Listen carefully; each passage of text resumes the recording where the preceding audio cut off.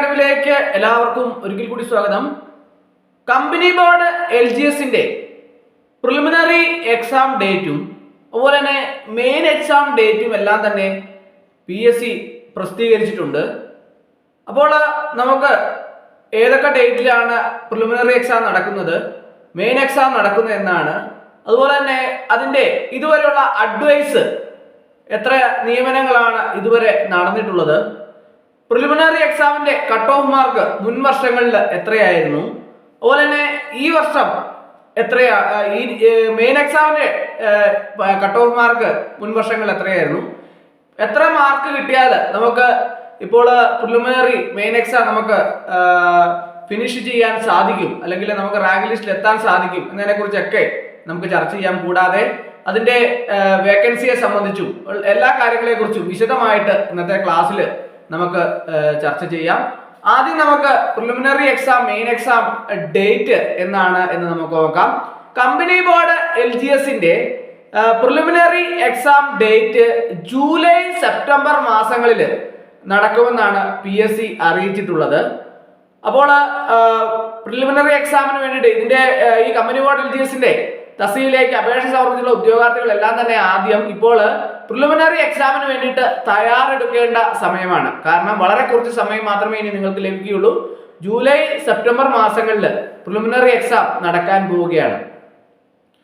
അതിന്റെ main exam company board LGSന്റെ main exam നടക്കാൻ പോകുന്നത് ഒക്ടോബർ ഡിസംബർ മാസങ്ങളിലാണ് അതിന്റെ മെയിൻ എക്സാം നടക്കാൻ പോകുന്നത്. അപ്പോൾ പ്രിലിമിനറി പരീക്ഷയിൽ വിജയിക്കുന്ന ഉദ്യോഗാർത്ഥികൾക്ക് മെയിൻ എക്സാം എന്നാണ് നടക്കാൻ പോകുന്നത്? ഒക്ടോബർ ഡിസംബർ മാസങ്ങളിലാണ് മെയിൻ എക്സാം നടക്കാൻ പോകുന്നത്. ഈ കമ്പനി ബോർഡ് LGSന്റെ വേക്കൻസിയെ സംബന്ധിച്ച് നിലവിലെ ഒഴിവുകളൊന്നും കൃത്യമായിട്ട് നിർണ്ണയിക്കപ്പെട്ടില്ല. അതുകൊണ്ട് തന്നെ ധാരാളം ഒഴിവുകൾ നമുക്ക് പ്രതീക്ഷിക്കാം എന്നുള്ളതാണ് ഈ കമ്പനി ബോർഡ് LGSന്റെ ഒരു പ്രത്യേകത. ലിസ്റ്റിൽ വരുന്ന എല്ലാവർക്കും തന്നെ ഒരു 90% ഉദ്യോഗാർത്ഥികൾക്കും ജോലി ലഭിക്കാൻ സാധ്യതയുള്ള ഒരു തസ്തികയാണ് ഈ കമ്പനി ബോർഡ് LGS എന്ന് പറയുന്നത്. അതുകൊണ്ട് നന്നായിട്ട് പരിശ്രമിച്ച് പഠിക്കുന്ന ഉദ്യോഗാർത്ഥികളെ സംബന്ധിച്ചിടത്തോളം നിങ്ങൾക്ക് ജോലി, ഗവൺമെന്റ് ജോലി എന്ന സ്വപ്നം സാക്ഷാത്കരിക്കാൻ ഈ കമ്പനി ബോർഡ് LGS വളരെയധികം സഹായിക്കുന്ന ഒരു തസ്തികയാണ്. അതുകൊണ്ട് തന്നെ നന്നായിട്ട് പ്രിപ്പയർ ചെയ്ത് പഠിച്ചാൽ നിങ്ങൾക്ക് ഉറപ്പായിട്ടും ജോലി എന്ന സ്വപ്നം സാക്ഷാത്കരിക്കാൻ സാധിക്കുന്ന ഒരു തസ്തികയാണ് കമ്പനി ബോർഡ് LGS. അപ്പോൾ നമുക്ക് അതിന്റെ അഡ്വൈസ് ഡീറ്റെയിൽസിനെ കുറിച്ച് നമുക്ക് നോക്കാം. അതായത് ഇതുവരെ, അതായത് 27/12/2025 വരെ ഡേറ്റ് ഓഫ് ലാസ്റ്റ് അഡ്വൈസ് ആണ് പറയുന്നത്. 2572 അഡ്വൈസുകളാണ് ഇതുവരെ നടന്നിട്ടുള്ളത്. അപ്പോൾ ഇതിന്റെ list main exam main exam കഴിഞ്ഞ് അതിന്റെ ലിസ്റ്റില് മൊത്തം 8213 പേരുടെ ലിസ്റ്റാണ് PSC പ്രസിദ്ധീകരിച്ചത്. അതില് മെയിൻ ലിസ്റ്റില് 4038 പേരും, സപ്ലിമെന്ററി ലിസ്റ്റില് 4055 പേരും, അതുപോലെ തന്നെ ഡിഫറൻറ്റ്ലി ഏബിൾഡ് ലിസ്റ്റില് 120 പേരും അടങ്ങുന്ന ടോട്ടൽ ലിസ്റ്റ് 8213 പേരുടെ ലിസ്റ്റാണ് PSC പ്രസിദ്ധീകരിച്ചത്. 27/12/2025 ഡേറ്റ് ഓഫ് ലാസ്റ്റ് അഡ്വൈസ് ആണ്. അങ്ങനെ മൊത്തം ഇതുവരെയുള്ള ടോട്ടൽ അഡ്വൈസ് ആണെന്ന് എത്രയാണ്? 2572 നിയമനങ്ങളാണ് ഇതുവരെ നടന്നിട്ടുള്ളത്. അപ്പോൾ ഉദ്യോഗാർത്ഥികളെ സംബന്ധിച്ചിടത്തോളം നിങ്ങൾക്ക് വളരെ എളുപ്പത്തിൽ ജോലി എന്ന സ്വപ്നം സാക്ഷാത്കരിക്കാൻ സാധിക്കുന്ന ഒരു തസ്തികയാണ് ഞാൻ ഓൾറെഡി പറഞ്ഞു.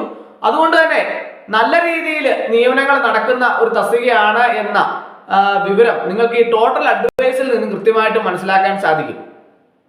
അപ്പോൾ മെയിൻ എക്സാമിന്, പ്രിലിമിനറി എക്സാമിന് വേണ്ടിയിട്ടും മെയിൻ എക്സാമിന് വേണ്ടിയിട്ടും പ്രിപ്പയർ ചെയ്യുന്ന ഉദ്യോഗാർത്ഥികൾ മനസ്സിലാക്കിയിരിക്കാൻ വേണ്ടിയിട്ട് നമുക്ക് previous year cut off mark എത്രയാണ് വന്നിട്ടുള്ളതെന്ന് നോക്കാം. അപ്പോൾ നമുക്ക് ഇതിൻ്റെ അകത്ത് പ്രിലിമിനറി എക്സാമിന് കഴിഞ്ഞ പ്രാവശ്യം വന്നിട്ടുള്ളത് 75.56 മാർക്കാണ് പ്രിലിമിനറി എക്സാമിന് വേണ്ടിയിട്ട് കട്ട് ഓഫ് മാർക്ക് വന്നിട്ടുള്ളത്.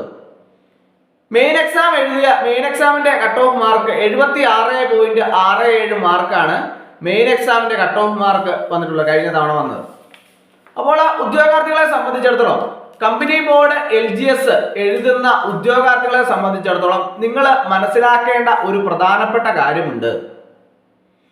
പ്രിലിമിനറി എക്സാം വരാൻ പോവുകയാണ്, അതിനുശേഷം മെയിൻ എക്സാം നടക്കാൻ പോവുകയാണ്.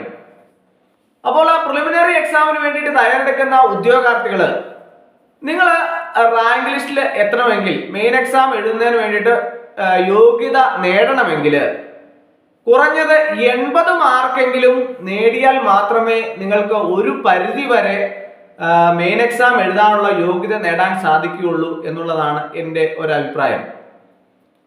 കാരണം ഉദ്യോഗാർത്ഥികളുടെ പഠന നിലവാരം നേരത്തേതിൽ നിന്നും കുറെ കൂടി മെച്ചപ്പെട്ടിട്ടുണ്ട്.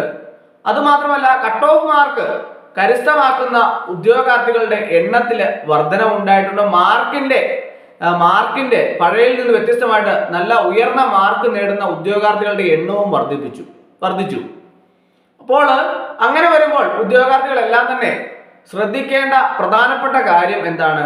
നിങ്ങൾ ഒരു 80 മാർക്കിന് മുകളിൽ നേടാൻ വേണ്ടി, പ്രിലിമിനറി പരീക്ഷയുടെ കാര്യമാണ്, പ്രിലിമിനറി പരീക്ഷയ്ക്ക് ഒരു 80 മാർക്കിന് മുകളിലെങ്കിലും കരസ്ഥമാക്കാവുന്ന രീതിയിൽ പ്രിപ്പയർ ചെയ്യാൻ വേണ്ടിയിട്ട് എല്ലാ ഉദ്യോഗാർത്ഥികളും പ്രത്യേകം ശ്രദ്ധിക്കണം. അങ്ങനെയാണെങ്കിൽ മാത്രമേ നിങ്ങൾക്ക് ലിസ്റ്റിൽ ഇടം നേടാൻ സാധിക്കുകയുള്ളൂ, അല്ലെങ്കിൽ ഒരു പ്രതീക്ഷയ്ക്ക് വകയുള്ളൂ. കാരണം 90-ന് മുകളിലൊക്കെ മാർക്ക് വാങ്ങുന്ന ധാരാളം ഉദ്യോഗാർത്ഥികൾ ഇപ്പോൾ നിലവിലുണ്ട്.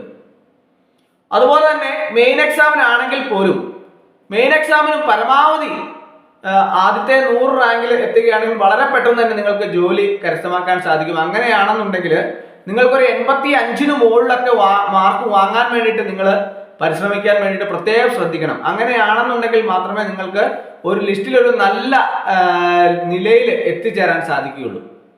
അപ്പോൾ ഈ രീതിയിലുള്ള ഒരു പഠന രീതിയാണ് നിങ്ങൾ അവലംബിക്കേണ്ടത്. എത്ര മാർക്ക് കിട്ടിയാൽ നിങ്ങൾക്ക് ലിസ്റ്റിൽ ഉൾപ്പെടാൻ സാധിക്കും എന്നതിനെ കുറിച്ചാണ് നമ്മളിപ്പോൾ ചർച്ച ചെയ്തത്. അപ്പോൾ അതിനനുസരിച്ച് നിങ്ങളുടെ പഠന നിലവാരം കൃത്യമായിട്ട് ഉയർത്താൻ വേണ്ടിയിട്ട് പ്രത്യേകം എല്ലാവരും ശ്രദ്ധിക്കണം. അപ്പോൾ ഇന്നത്തെ ക്ലാസ് എല്ലാവർക്കും ഇഷ്ടമായെന്ന് വിചാരിക്കുന്നു. എല്ലാ കാര്യങ്ങളെക്കുറിച്ചും, കമ്പനി ബോർഡ് LGSന്റെ ഒരുമാതിരിപ്പെട്ട എല്ലാ ഭാഗങ്ങളെക്കുറിച്ചും നമ്മൾ ചർച്ച ചെയ്തു. എല്ലാ കാര്യങ്ങളും കൃത്യമായിട്ട് നിങ്ങൾക്ക് മനസ്സിലായി. അപ്പോൾ ഇന്നത്തെ ക്ലാസ് എല്ലാവർക്കും ഇഷ്ടമായെന്ന് വിചാരിക്കുന്നു. ഒരിക്കൽ കൂടി നന്ദി പറഞ്ഞു നിർത്തട്ടെ. നന്ദി, നമസ്കാരം.